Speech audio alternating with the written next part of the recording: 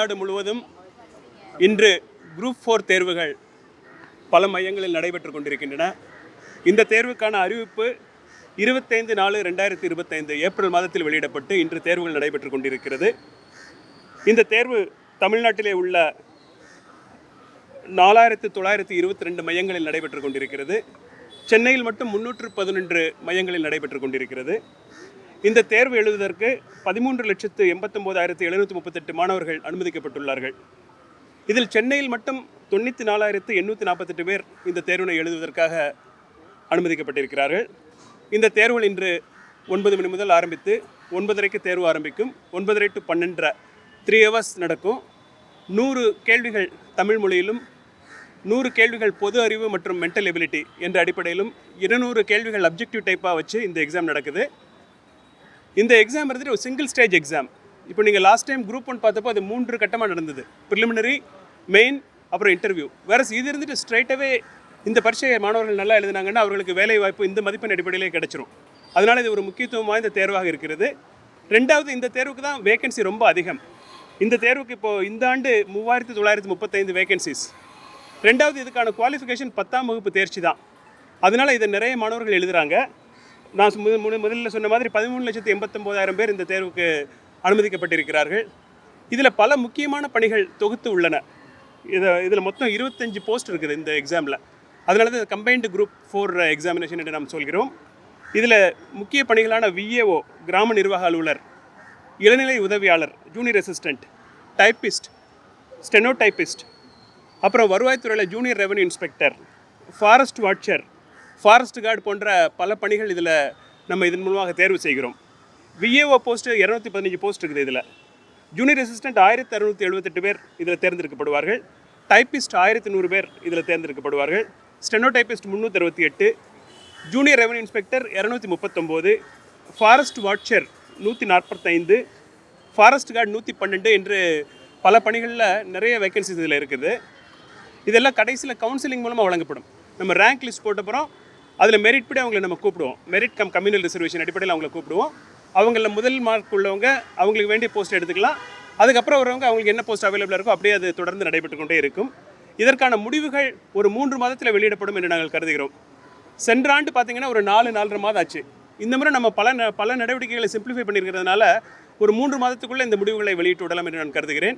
Group 1 பொறுத்த வரைக்கும் 2 மாதத்தில் வெளியிடுவோம்னு நாங்கள் சொன்னோம். ஏன்னா அது எழுதினவங்க 2 லட்சம் பேர். இப்போ இந்த தேர்வு எழுதினது ஏறக்குறைய 14 லட்சம் பேர் எழுதுறாங்க. அதனால் கொஞ்சம் டைம் 1 மாதம் கூடாகும்னு நாங்கள் எதிர்பார்க்குறோம். அதிகபட்சமாக 3 மாதத்துக்குள்ளே ரிசல்ட் போட்டுடுவோம். முன்னாடி கூட வெளிவரதுக்கு வாய்ப்பு இருக்குது.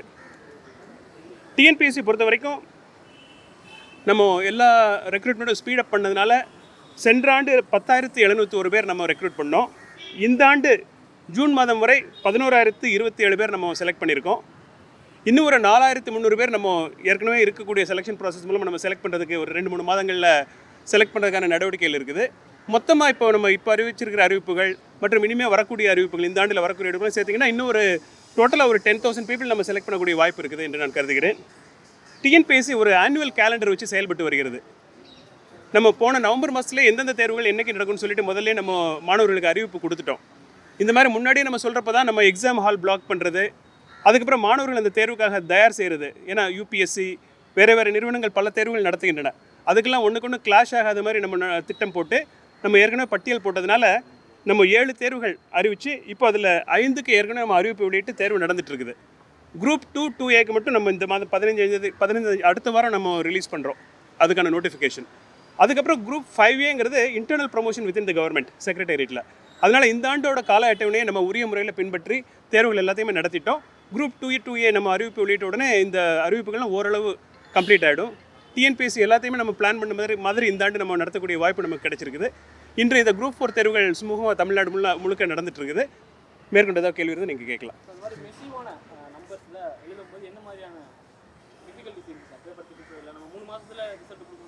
ஆமாம்,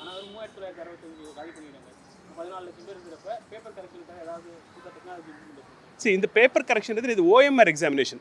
இது டிஸ்கிரிப்டிவ் பேப்பர் கிடையாது, எழுத்து தேர்வு கிடையாது. இதில் இருந்து ஷேடிங் தான் மாணவர்கள் பண்ணுறாங்க. நாங்கள் இதுக்காக ஒரு எவாலுவேஷன் லேப் வச்சுருக்கோம். அது முதல்ல 3 இருந்தது, இப்போ நம்ம 6 இன்க்ரீஸ் பண்ணியிருக்கோம். அந்த 6 இருக்கிறனால நம்ம ஏற்கனவே 1 லட்சம் பேப்பர் ஒரு நாளைக்கு கரெக்ட் பண்ணலாம். அதனால் ரொம்ப ஸ்பீடாக நம்ம கரெக்ட் பண்ணிவிட்டு இது கம்ப்யூட்டர் தான் திருத்த போகுது. நம்ம இதுக்கு என்ன பண்ணோம்னா வழக்கமாக இந்த ஆன்சர்ஸ் ஒன்று நம்ம இந்த கேள்விகள் அப்ஜெக்டிவ் டைம்ங்கிறப்போ இதில் ஆன்சரில் ஒரு சில மாறுபட்ட கருத்துக்கள் இருக்கும். அதனால் நம்ம டென்டேட்டிவ் கீ என்று சொல்லி ஒரு 15 நாட்களுக்குள்ளே நம்ம அதை வெளியிடுவோம்.